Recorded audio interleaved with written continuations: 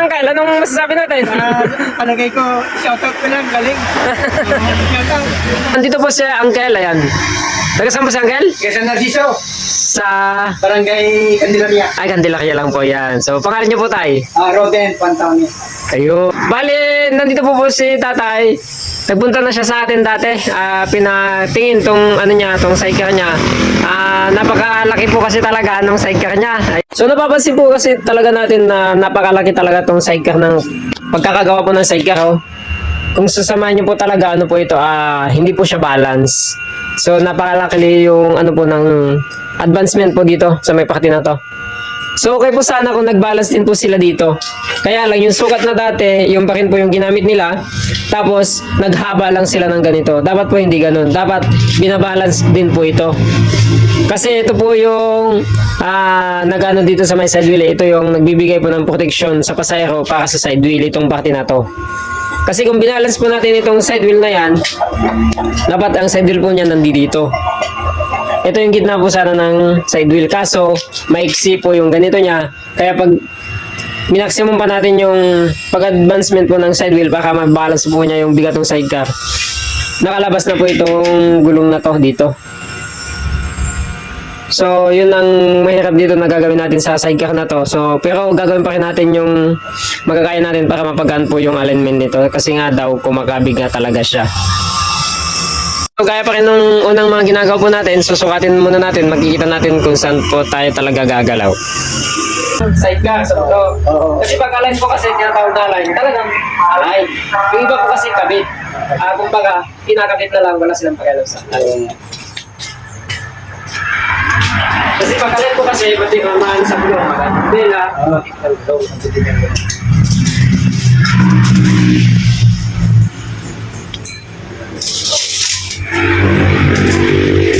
Pero sinukatin po nila ito dati. Ewan ko lang kung sinukat niya yung baguhan niya ng hangwan. Grabe kayo. Ha? Grabe. Grabe. Grabe po. Dali po kayo dito. Pakita ko sa inyo. Tay, 53.4. Sa kabila. Wala ko na nagagawa. Baguhan talaga yung buhay. Tay, halika kayo dito. Ano nakikita niyo? 56. 3 inches ang diferensya.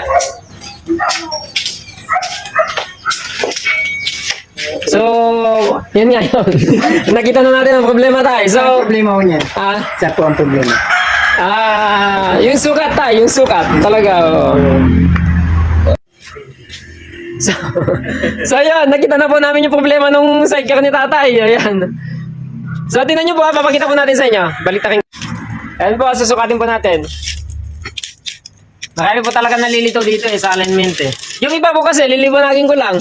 Yung iba po kasi, na nasasanay po sa alignment na tinatawag nung iba na murang maningil. Pero hindi po alignment ang tawag doon eh, kabit lang. Kabit lang po ng sidecar sa motor. Kasi po pag tinawag na alignment, ay talaga nga naman po naka-align po talaga yung motor sa sidecar. Ayan po sa mga nagpapa-align. At tinan nyo po ito 53 1/4. Ayan, gitna po tayo ng rim para walang daya, kimalapad o makipot yung rim nyo. Basta gitna po yung kinukuha po natin yan, parehas lang po sila yan, wala pong pagkakaiba. Ayan, 53 1/4. Maliwanag po tayo. Kung susukatin naman po natin sa likod,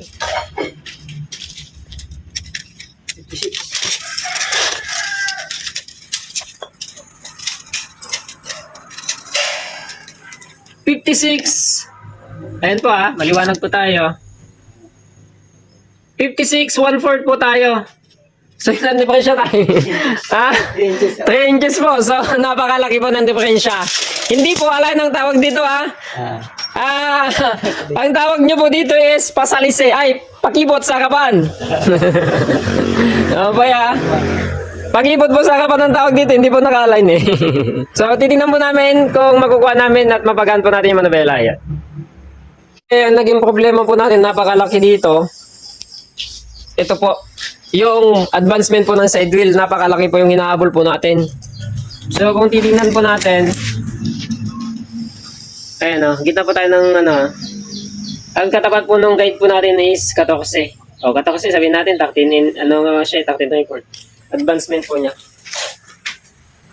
Samantalang dito po sa likod, ang hinahabol po natin ay 16. 16 po siya. So, dapat talaga, i-advance po natin tong side wheel. So, naghabol po tayo ng 14 sa 16.